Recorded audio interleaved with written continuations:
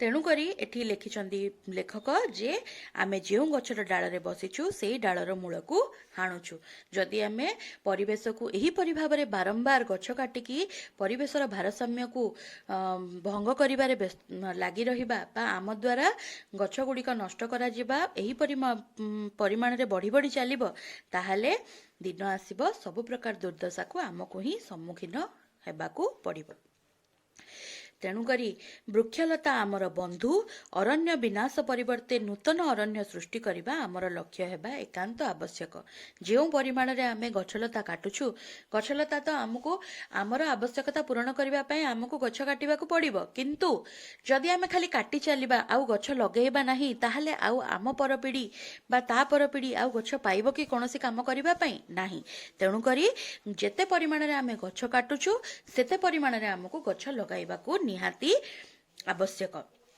एही दृष्टिरू आम देश रे विभिन्न योजना कार्य करुछि।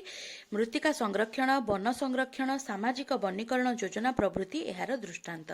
एही सब माध्यम रे आमको लोकमानक पाखरे वार्ता पहुंचाइबाकू पड़िबो जे उद्भिद द्वारा आमर की सुविधा हेउछि आ उद्भिद न रहिले आमर की असुविधा हेबो। तेणु करी लोकमानकू सेही पार्थक्य को जणाई तांको गछ लगाइबा दिगरे प्रोत्साहन करि पारिले ही आमे निजको सुस्थ रखि पारिबा आउ आम प्रकृतिर भारसाम्य मध्य रक्षा करि पारिबा। तेणुकरी लेखक एठारे वृक्षलता को सबुज स्वर्ण बोली कहिसंती। सबुज स्वर्ण तार रंग होची सबुज आउ से सुना परी दुर्बुल्ल सुना जेपरी गोटे अमूल्य जिनस वर्तमान समाज रे परिवेश रे वृक्षलता मध्य सेही सुना ठारू आहुरी मूल्यवान कारण तांको बिना आम जीवन बंचिबा असंभव। यथार्थ रे एहा सुना ठारू मध्य बहुगुण रे मूल्यवान।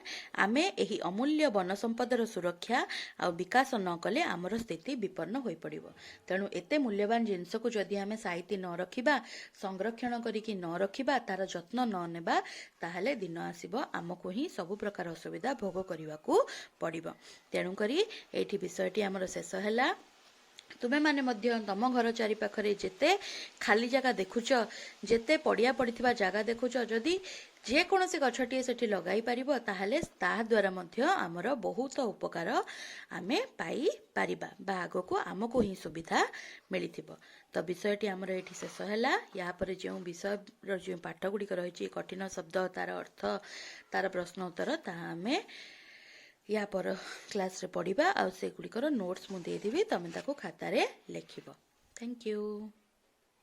पिला माने विषय तो आमे पढ़िले या परे विषय रे थिबा किछि कठिन शब्द आमे पढ़िबा मु पढ़ी दउछि देख तमे माने सही परि ताको उच्चारण करिवो आ खाता रे बारंबार लेखिबो।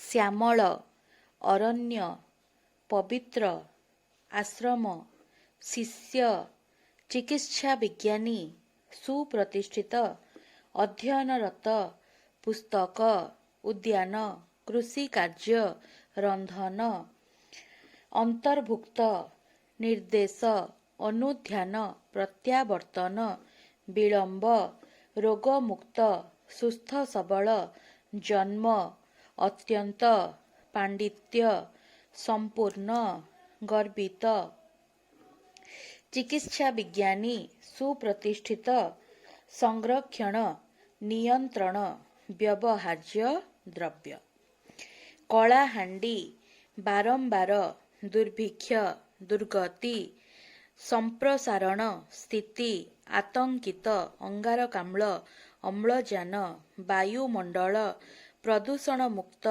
विपन्न स्कूटर प्रतिष्ठा कंकरील जलभंडार सम्मुखीन विस्तृत संभव निर्विचार दुर्मूल्य दुर्लभ दुर्दशा दृष्टांत अरण्यलब्ध कर्तव्य निर्भरशील विशुद्धता वृष्टिपात। तो वर्तमान तमे शब्द गुडी को बारंबार मु जेमती उच्चारण कली तमे ताकू सेमती उच्चारण करिवो आउ एगुडी को देखि देखि खाता रे बारंबार लेखिकी अभ्यास करिवो।